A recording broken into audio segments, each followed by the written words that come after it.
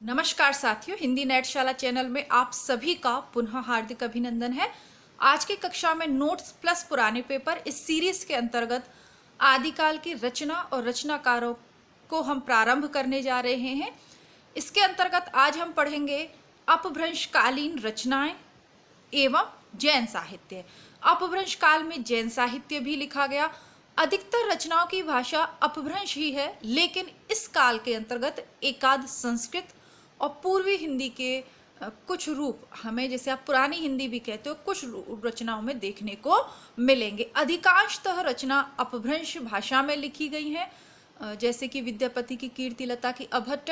तो उस आधार पर इस काल को हम अपभ्रंश काल की संज्ञा देते हैं। तो उस आधार पर हम इन रचनाओं को, इस काल को नहीं, काल तो आदिकाल ही है, इन रचनाओं को अपभ्रंशकालीन रचनाएं कहते हैं। ठीक है। सबसे पहले जो राइटर हैं सरहपाद। सरहपाद का समय है 769 ईस्वी। इन्हीं सरहपाद को सरोरहु वज्र के नाम से भी जाना जाता है। यह हिंदी सिद्ध साहित्य के प्रथम कवि हैं। ये सभी प्रश्न पूछे हुए हैं। सरहपाद की रचना है दोहा कोश। दोहा कोश का संपादन वर्तमान में डॉक्टर प्रबोध चंद्र वागची ने किया है। सरहपाद का समय क्या है? 8वीं शती, यानी कि 8वीं शती से हम हिंदी का प्रारंभ मानते हैं, हिंदी के अंतर्गत अपभ्रंश का। ठीक है, लेकिन है तो मूलतः हिंदी साहित्य का प्रारंभ मानते हैं। और वर्तमान में भी 7वीं शती, ठीक है, 7वीं शती पर अधिकतर विद्वान सहमत हैं। नेट एमपी असिस्टेंट प्रोफेसर और DSSB PGT में ये पूछा हुआ है कि दोहा कोश किसकी रचना है। ठीक है, अब आगे बढ़ते हैं। दूसरे इंपॉर्टेंट कवि रहेंगे स्वयंभू। आज की कक्षा के स्वयंभू काफ़ी फेमस हैं। क्यों? क्योंकि स्वयंभू ने 3-4 ग्रंथ लिखे हैं। सबसे पहले पयुमचर्यु लिखा, जिसे आप पद्मचरित भी कह सकते हैं। ठीक है, इसके बाद इनका ऋठनेमी चर्यु, जिसे अरिष्टनेमी चरित भी आप कहते हैं, या हरिवंश पुराण भी आप कह सकते हैं, ये भी बहुत फेमस है। इसके बाद तीसरी रचना लिखी इन्होंने स्वयंभू छंद, और चौथी लिखी पंचमी चर्यु, जिसे आप नागकुमार चरित भी कह सकते हैं। स्वयंभू और सरहपाद दोनों 8वीं शती के हैं, लेकिन स्वयंभू का जन्म काल है 783 और सरहपाद का 769। तो सरहपाद प्रथम नंबर पर आएंगे। चाहे उन्होंने सिद्ध साहित्य के अंतर्गत उनका नाम लिया जाता है, लेकिन ये सब आदिकालीन कवि हैं, तो नंबर 1 पे तो सरहपाद भी आएंगे। हालांकि स्वयंभू को उनकी रचनाओं के लिए काफ़ी प्रसिद्धि मिली। 8वीं शती के कवि हैं। अब स्वयंभू के बारे में जान लीजिए, उसके बाद इनकी रचना के विषय में जानेंगे। स्वयंभू अपभ्रंश के प्रथम महाकवि हैं। स्वयंभू की क्या विशेषता है कि ये अपभ्रंश के प्रथम महाकवि हैं। अपभ्रंश का वाल्मीकि और व्यास इनको कहा जाता है। अपभ्रंश का वाल्मीकि और व्यास कहा जाता है। यूपी TGT PGT में पूछा हुआ प्रश्न है। इसके अलावा डॉक्टर भयाणी ने इनको अपभ्रंश का कालिदास भी कहा है। इसके अलावा ये हिंदी साहित्य के सर्व प्रधान कवि माने जाते हैं। ये डिग्री कॉलेज एग्जाम में पूछा हुआ है। राजकुमार वर्मा ने इन्हें हिंदी का प्रथम कवि माना है। ठीक है, तो ये सब कौन कौन से पेपर में पूछे गए ये मैंने लिख दिया है, ताकि ये प्रैक्टिस सेट पुराने पेपर, जैसा कि कहा, सीरीज है हमारी। अब इनका जो रचना है पयुमचर्यु, उसके बारे में जान लेते हैं। प्रश्न तो यहाँ से भी बनेंगे। पयुमचर्यु मूलतः प्रबंध काव्य है, कड़वक शैली में लिखा गया है। अपभ्रंश का प्रथम महाकाव्य है। 5 कांड 83 संधियां हैं।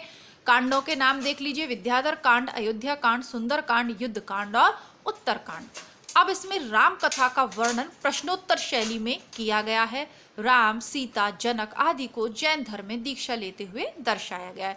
आपका KVS के एग्जाम में प्रश्न पूछा हुआ था कि कौन से ग्रंथ में सीता अग्नि परीक्षा के बाद जैन धर्म में दीक्षित होती हुई दर्शाई गई है। तो पयुमचर्यु इसका उत्तर हो गया। मूलतः इसमें राम कथा का वर्णन है। किसकी कथा है? राम, सीता, जनक या किसी अन्य की नहीं, यह मूलतः राम की कथा है। सही उत्तर इसका यही होगा। रचना एवं रचनाकार यहाँ से इसी टॉपिक से 2012 का या अभी 2018 उस पेपर में 5-5 प्रश्न इसी टॉपिक से पूछे हुए हैं। आगे प्रश्नोत्तर करवाऊंगी तब आप देखिएगा। तीसरे इम्पोर्टेंट कवि हैं हमारे उद्योतन सूरी। उद्योतन सूरी की रचना कुबलय माला कथा 9वीं शती में लिखी गई। 8वीं शती के आपने देख लीजिए, देख लिए 9वीं शती में कुबलय माला कथा लिखी गई।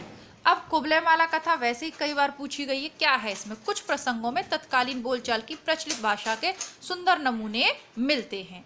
इसके बाद चौथे इंपॉर्टेंट कवि आएंगे पुष्पदंत या पुष्यदंत। इनकी रचना है महापुराण, 10वीं शती के हैं। ये कौन सी शती के हैं इसको बारंबार परीक्षा में पूछा है। 11वीं और 10वीं में कंफ्यूज हो जाते हैं आप। 11वीं शती के नहीं है, पुष्यदंत 10वीं शती के राइटर हैं। 2-3 बार नेट और टीजीटी पीजीटी में पूछा हुआ है। सबसे पहले पुष्पदंत के बारे में जान लेते हैं। डॉक्टर भयानी ने इन्हें अपभ्रंश का भवभूति कहा है। यूपी पीजीटी, यूपी टीजीटी में लगातार रिपीट हो रहा है। शिव सिंह सेंगर ने पुष्पदंत को भाषा की जड़ कहा है। भाषा की नहीं, भाखा की जड़ कहा है, वही भाषा लेकिन वो पुरानी वाली। उपाधि क्या दी है? उपाधि किसी ने नहीं दी, स्वयं को ही इन्होंने क्या कह लिया? अभिमान मेरु, काव्य रत्नाकर, कवि कुल तिलक, आश्रयदाता के अनुरोध से बाद में इन्होंने जैन धर्म में दीक्षा ले ली। 3 रचनाएं इनकी, महापुराण, जसेहर चरित और अणय कुमार चरित। महापुराण का ही दूसरा नाम है तिसट्टथी महापुरीस गुणालंकार। जसहर चरित का दूसरा नाम यशधर चरित भी है। कोई पूछ ले कि यशधर चरित किसकी है तो यही रचना है पुष्पदंत। सही उत्तर होगा पुष्यदंत। अणय कुमार चर्यु को उत्तर पुराण भी कहा जाता है। अणय कुमार चरित को उत्तर पुराण भी कहा जाता है। जैसे कि स्वयंभू के अरिष्टनेमी चरित को हरिवंश पुराण कहते हैं, वैसे ही पुष्यदंत के अणय कुमार चर्यु को उत्तर पुराण इन्होंने कहा है।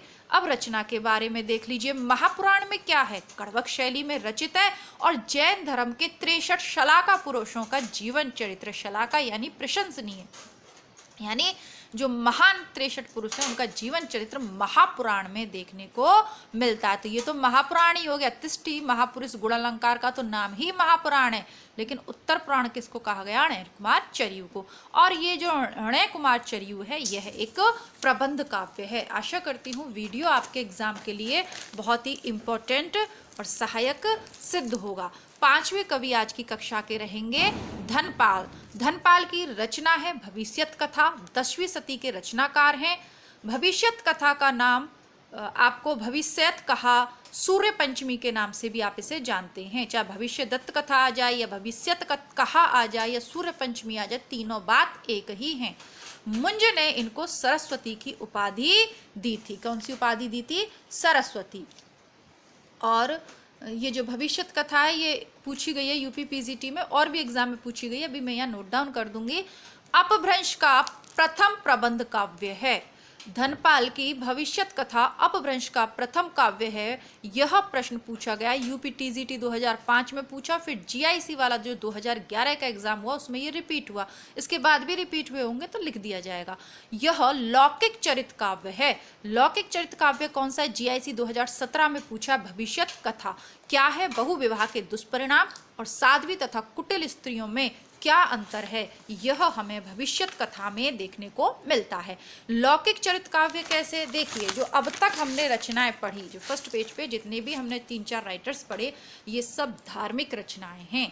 कुटिल और साध्वी स्त्री यानी कि किसके बारे में बात कर रहे हैं? समाज के बारे में, लोक के बारे में। तो ये लौकिक चरित काव्य है। इसी के साथ आज की कक्षा को समाप्त करेंगे। ऐसे ही अपभ्रंश काल के इसके अभी तो हमने सिर्फ 8वीं और 10वीं शती के राइटर्स को पढ़ा है। आगे बेहतरीन कक्षा के साथ पुनः उपस्थित होती हूँ। तब तक के लिए आप इस वीडियो को अपना सहयोग और स्नेह दें। नमस्कार, धन्यवाद, जय हिंद।